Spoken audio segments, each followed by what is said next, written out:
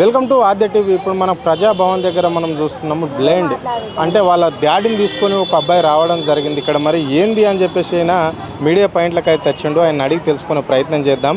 మరి ఎందుకు వచ్చిండు, ఏంటి, ఆయనకు ఇంత చిన్న వయసులో ఇప్పుడు ఆయన కళ్ళు వచ్చే పరిస్థితి ఉందా, ఎక్కడ చూపెట్టారు, ఏంటి, మరి ఇక్కడ ఆరోగ్యశ్రీ పథకాన్ని కూడా ఇక్కడ రన్ చేస్తున్నామని ప్రభుత్వం మాత్రం చెప్తున్నది. 10 లక్షల వరకు ఖర్చు చేస్తుంది ఒకరి మీద అని చెప్పింది. మరి ఆ పథకం ఇక్కడ ఈ అబ్బాయికి అందుతుందా లేదా ఏంటి, మరి అది ఆరోగ్యశ్రీ కార్డు తీసుకొని పోయి ఎక్కడన్నా హాస్పిటల్లో చూయించుకున్నారా లేదా అనే అంశాలను అడిగి తెలుసుకునే ప్రయత్నం మనం చేద్దాం. చెప్పండి అన్న, ఎందుకు వచ్చారన్న ఇక్కడ మీరు? మా బాబుకి బ్లైండ్ పుట్టినప్పటి నుంచి మేము సదరణ సర్టిఫికేట్ కోసం వచ్చాము. ఏదైనా బాబుకి కొంచెం ఆసర అవుతుందని ఇన్ని రోజులు మేము అప్లై చేయలేదు, ఎందుకంటే కొంచెం ఓపు ఉండే. సరే ఎల్వి ప్రసాద్లో చెప్పారు కొంచెం వెయిట్ చేయండి అమ్మా, సర్జరీ చేసే అవకాశం ఉంది, చేసామన్నారు. సరే అన్న, మళ్ళీ లాస్ట్ మంత్ మేము లాస్ట్ 6 మంత్స్ క్రితం వెళ్ళాము. ఇంకా టైం పడుతుందమ్మా, మీరు సదరణ సర్టిఫికేట్ అప్లై చేసుకోండి, ఇప్పుడైతే ఏం చెప్పలేము, ఛాన్సెస్ ఉన్నాయి కానీ ఇంకా ఎప్పుడు చేసేదేమో చెప్పలేము అని చెప్పారన్న. అంటే ఇప్పుడు దాదాపుగా 10 సంవత్సరాలు అయితే 10 ఏళ్ళు ఉండొచ్చు ఆ అబ్బాయి, చూస్తే అట్లా అనిపిస్తుంది. 1 వయసు ఇంచుమించు అంతే ఉంటుంది. సో మరి 10 ఏళ్ళ నుంచి మీరు ఇక్కడ ఇంత ఆయన కళ్ళే కనిపిస్తలేవు, మరి ఎందుకు మీరు సర్టిఫికేట్ తీసుకోలేరు, పెన్షన్ ఎందుకు తీసుకోలేకపోయారు? పెన్షన్ ఎందుకు తీసుకోవాలంటే బాబుకి మేము అసలు ఆలోచన రానియలేదు. ఫస్ట్ ఆఫ్ ఆల్ మెయిన్ ముఖ్యంగా బాబుకి మేము రానియలేదు, ఎందుకంటే నేను బ్లైండ్ కానీ తెలియదని. First of all Paisa important కాదు నాకండి, బాబు ఇంపార్టెంట్. బాబు మెంటల్గా ఫీల్ కావద్దని అట్లా చేసాం.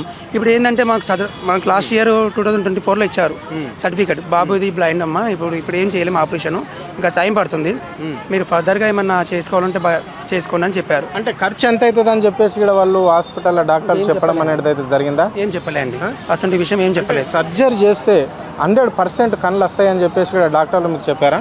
100% కొంచెం ఛాన్సెస్ ఉన్నాయి, 95% ఛాన్సెస్ ఉన్నాయి, వచ్చే కన్ను వస్తాయి, 95% ఛాన్సెస్ ఉన్నాయి. అది మరి మీకు ఇక్కడ తెలంగాణ ప్రభుత్వం కాంగ్రెస్ పార్టీ అధికారంలోకి వచ్చిన వెంటనే ఆరోగ్యశ్రీని కూడా మీకు పెంపు చేయడం అనేది జరిగింది. అంటే 10 లక్షల రూపాయలు మీకు ఇస్తున్నది ఆరోగ్యశ్రీ మీద మీరు చేసుకోవచ్చు అని చెప్పారు. మరి అది ఎప్పుడన్నా కార్డు తీసుకొని పోయి ఇప్పుడు నువ్వు చూపెట్టిన సరోజిని హాస్పిటలే కావచ్చు లేదా ఎల్వి ప్రసాద్ హాస్పిటలే కావచ్చు, ఎప్పుడన్నా తీసుకుపోయినా? ఎల్వి ప్రసాద్లో ఎవ్రీ 6 మంత్స్కి ఒకసారి చెక్ చేపిస్తాం, ఎందుకంటే ఏమైనా కొత్తగా వచ్చిందా, ఏదైనా ఏమైనా ఇంప్రూవ్మెంట్ ఉందా అని ఎవ్రీ 6 మంత్స్కి ఒకసారి బాబుని తీసుకెళ్తాము, చెక్ చేపిస్తాము. ఇంకా రాలేదమ్మా, ఇంకా వచ్చే ఛాన్సెస్ ఉన్నాయి అని చెప్పారు సార్. ఏం చదువుకుంటున్నాడు బాబు? ఏం చదువుకుంటున్నాడు? వాళ్ళ మదర్ ఏం చేస్తాడు? వాళ్ళ ఫాదర్ ఏం చేస్తాడు? బాబు ఏమో ఇప్పుడు సెకండ్ క్లాస్ సార్. నేనేమో బీకామ్ కంప్యూటర్ చదువుకున్నాను, కానీ నేను లేబర్ వర్క్ వెళ్తాను, ఎందుకంటే మా మదర్కి వెంటిలేషన్ పైన ఉన్నారు. ఆమె ఆక్సిజన్ ఎవ్రీ మంత్, ఇది ఆమెకు ఆక్సిజన్ లేనిదే నడవలేదు. ఆమె మా మదర్ ఏంటంటే లాస్ట్ 2 years నుంచి ఆక్సిజన్ పైన ఉంటున్నారు. ఆమె దగ్గర నేను లేనిదే నడవలేను. డైలీ వేజెస్గా డైలీ 600 500కి అట్లా వెళ్తున్నాను. MBA చదువుకున్నావు? B Com computer science. ఓకే. తిను మా మదర్ అండి, తన మదర్ కూడా ఆక్సిజన్ పైన ఉంటున్నారు. మరి వాళ్ళ మమ్మీ మా మదర్ని తీసుకుంటూ ఉంటుంది. Okay, right. అది రైట్. ఏం పేరు నాన్న నీ పేరు? జ్ఞానేశ్వర్. అబ్బి చెప్పు, మరి ఏంట్రా నీకు, ఏం చదువుకుంటున్నావు నువ్వు? Second class. ఓకే. మరి ఇప్పుడు ఎందుకు వచ్చినావు ఇక్కడ? సదరం సర్టిఫికేట్ కోసం. సదరం సర్టిఫికేట్ కోసం వచ్చావా? సో మరి లోపల ఏమన్నారు నాన్న? లోపల ఏమన్నారు? కొన్ని రోజులకి ఇస్తా అన్నాను. ఇస్తామన్నారా? సో మరి ఎవరు చూసుకుంటారు? నేను స్కూల్కి ఎవరు పంపిస్తారు, ఎట్లా, ఏంటి నీ ఖర్చులన్నీ, నీ అంతా, నీ బుక్స్ కావచ్చు లేకుంటే నీ స్కూల్ ఫీజు కావచ్చు, ఇవన్నీ ఎవరు చూస్తారు? మా డాడీ మా మమ్మీ. మీ డాడీ మీ మమ్మీ చూస్తారా? సెకండ్ క్లాస్ అయిపోయి నువ్వు? Second class. మరి ఏం కావాలనుకుంటున్నావు పెద్దగా అయినాక? కలెక్టర్. Very good.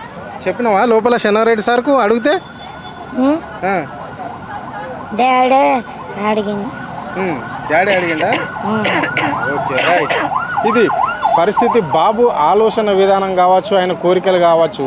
అంటే నేను ఇప్పుడు 2వ క్లాస్ చదువుకుంటున్న ఈ అబ్బి, ఆయన కలెక్టర్ కావాలనే కోరిక ఉంది కాబట్టి ఆయనకు ఈ ప్రభుత్వం దగ్గర ఉండి ఆరోగ్యశ్రీ పథకం పెట్టారు కాబట్టి దాన్ని 10 లక్షల రూపాయలు ఇస్తున్నామని చెప్పుకుంటున్న ఈ ప్రభుత్వం ఇలాంటి పేదవాళ్ళను, అంటే వాళ్ళ ఫాదర్ కూడా మంచిగా చదువుకున్న ఎడ్యుకేటెడ్ పీపుల్స్, ఆయన కూడా అంటే వాళ్ళ ఆర్థిక పరిస్థితి బాగలేక అడ్డం మీద కూల్ చేసి కుటుంబాన్ని పోషిస్తున్నా అని చెప్పేసి కూడా చెప్పడం అనేది జరిగింది. అంటే ఇలాంటి వాళ్ళని గుర్తించి ఈ బాబు కళ్ళు వస్తాయి అని చెప్పేసి డాక్టర్లు కూడా చెప్పారంట.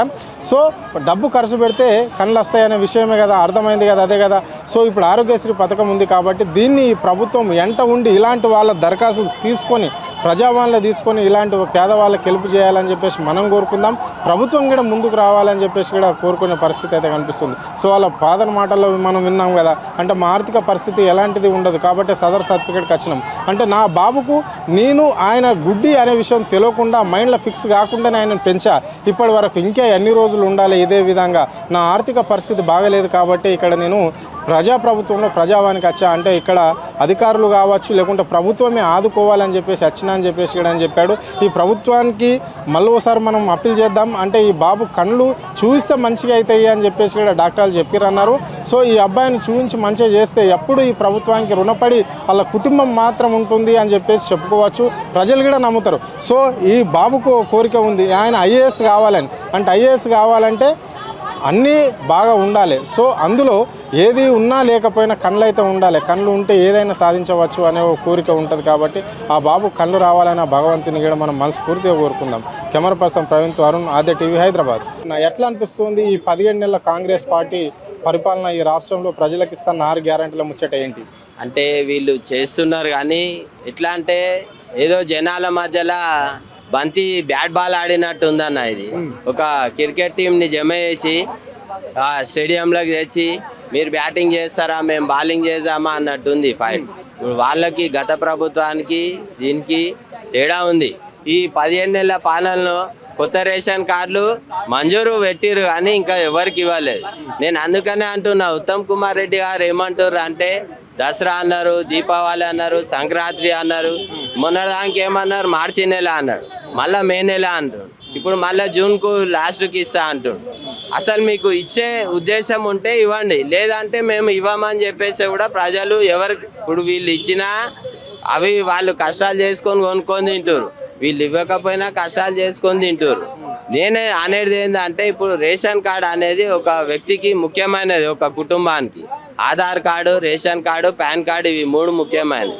కాబట్టి వీళ్ళు ఏంటంటే అతి త్వరగా ఆలోచించి పేద ప్రజలను గురికి కాకుండా వాళ్ళు అక్కడిక్కడ ఆఫీసులో పోండి. ఇప్పుడు పాపం ఇక్కడ ప్రజావానికి తిరుగుతున్నాం, మళ్ళీ వారం కలెక్టర్కు ఇస్తున్నాం, మళ్ళీ వారం వార్డు మెంబర్లకు ఇస్తున్నాం.